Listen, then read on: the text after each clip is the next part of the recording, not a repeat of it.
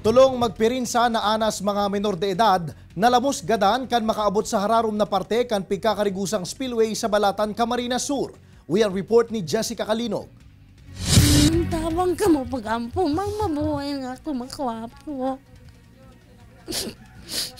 Day mapugol ang pagturo kan luha kan pamilyang ini sa barangay Luluwasan, Balatan, Camarines Sur. Ang tulo kayang miyembro kan sa indang pamilya na anas menor de edad, asin mayo paharos kamuwang-muwang sa kinaban, mayo na ninbuhay kan makabalik sa indang residensya. Ini makalihis na subuot malamos ang mga aki sa spillway na 12 kilometro ang rayo sa indang harong.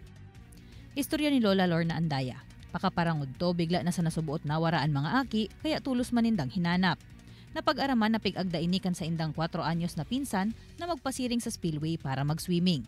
Alagad pagbalikan 4 anyos na pinsan na huring kaibanan kan mga ini pasado alas 4 na nin hapon.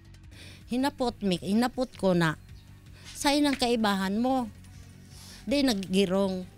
Tapos ang nagsimbag, itong naglawig sa sa baka, nagsabi ni, sa'yo ng kaibahan mo. Nawara, nalumos, iyo ito. Ma'am, nagsingkit akong tabang, dalagano na sa sapa ang mga aki.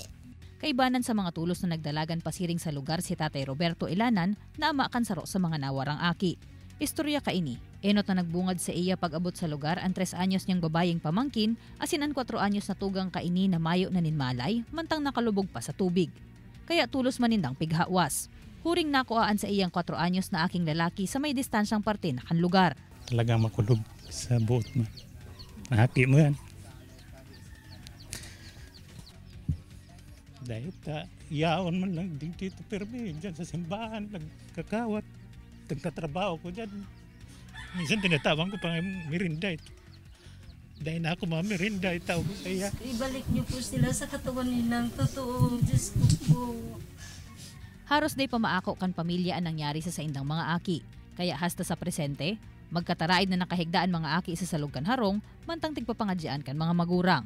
Padagos na naglalaom na may milagrong mangyayari, asin may babalik pa ang buhay kan mga ini. Sigun sa kapitan kan barangay na si Neresita Bermas, pigpaplanuhan na subuot ninda na maggibon inlay sa indang barangay na nagbabawal sa mga kaakian na magkarigo sa spillway, nganing maibitaran na mautropa ang siring na insidente. Pangapodan man kaini sa mga magurang, minuto sana po kaipuan na protektahan ang mga aki. Tas sa loob po kisarong segundo pwedeng igwang mangyari, lalo na sa mga kaakian na kulang pa man po ang sa indang mga isip. Kaibanan si Gerald Gandia, Jessica Calinog, Balitang Bicolandia.